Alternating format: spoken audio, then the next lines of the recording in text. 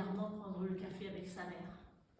Et ce jour-là, entre deux langues de chat, sa mère a pris un air sérieux. Elle dit, ma fille, faut que tu ailles voir le curé pour faire dire des messes pour le repos de l'âme de ton pauvre père.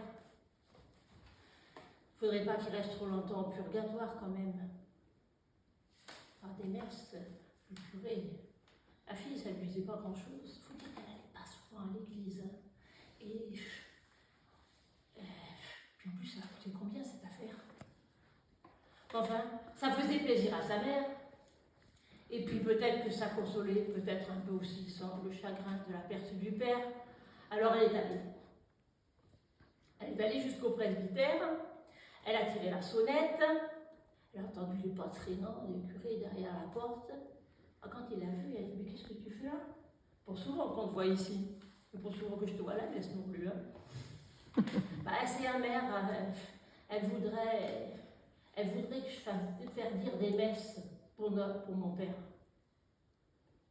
Et enfin, moi, je ne suis pas sûre. C'était un brave homme, mon père. Et ça, à votre avis, monsieur le curé, il faudrait combien de messes? Mon père, il est quand même un brave homme, il n'aurait peut-être pas besoin de beaucoup. Le curé a réfléchi et dit, oh, moins de 5, ça ne serait pas raisonnable. Et combien vous allez me demander pour une messe?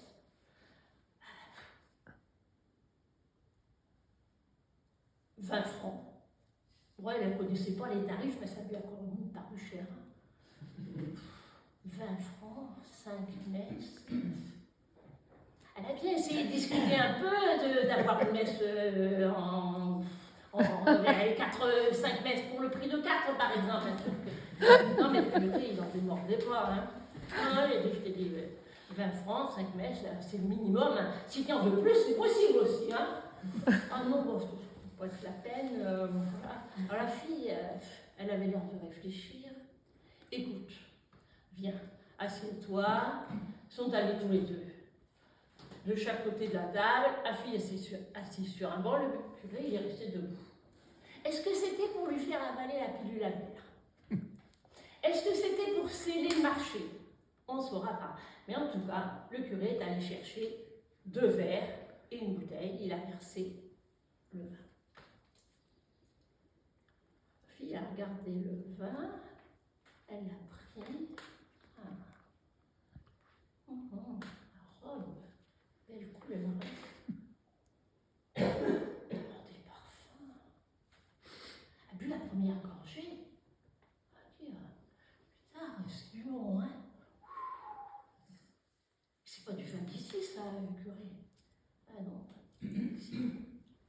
elle a essayé. Elle a tout essayé pour lui faire dire ce que c'était. Elle a essayé les cépages, elle a essayé les origines, elle a essayé les domaines.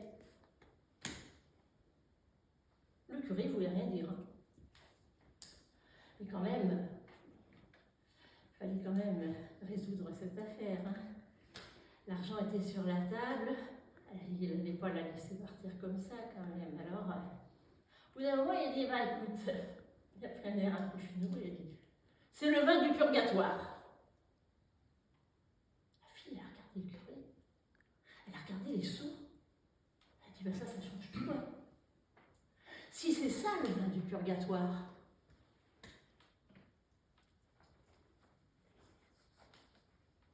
mon père, il ne me pardonnerait jamais de le faire partir si vite d'un endroit où boire un vin comme celui-là.